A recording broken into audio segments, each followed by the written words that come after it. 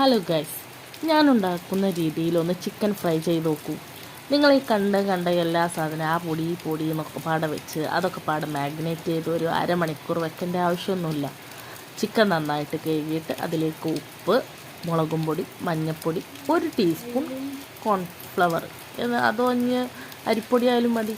പിന്നെ അതിലോട്ട് ഇഞ്ചി, വെളുത്തുള്ളി, പിന്നെ കറിവേപ്പില എന്നിവിട്ട് നന്നായിട്ട് മിക്സ് ചെയ്താൽ മതി. ഇത് മാഗ്നേറ്റ് ചെയ്ത് ഒരു 10 മിനിറ്റ് 15 മിനിറ്റ് അതിൻ്റെ ഒന്നും ആവശ്യമില്ലേ. മിക്സ് ചെയ്തിട്ട് നന്നായിട്ടൊന്ന് ഫ്രൈ ചെയ്യാം. മറ്റേ വെളിച്ചെണ്ണയിൽ മുക്കി പൊരിക്കല്ല കേട്ടോ. നമ്മൾ ഫ്രൈ പാനിൽ ഇതേപോലെ, ഇവിടെ കുറച്ച് ലൈറ്റിൻ്റെ കമ്മിയുണ്ട്, ഒന്ന് അഡ്ജസ്റ്റ് ചെയ്തേനെ. അപ്പോൾ ഇതേപോലെ തിരിച്ചും മറിച്ചും പൊരിച്ചെടുക്കുക. നല്ല ടേസ്റ്റ് ഉണ്ട്. ഒന്ന് ട്രൈ ചെയ്തിട്ട് കമൻ്റ് ഇടുക. ഇതേപോലെ ഒറ്റ തവണ ഉണ്ടാക്കി കഴിഞ്ഞാൽ പിന്നെ ജീവിതത്തിൽ ഇതേപോലെ മാത്രമേ ഉണ്ടാക്കുകയുള്ളൂ. ഒന്ന് ട്രൈ ചെയ്ത് നോക്കൂ.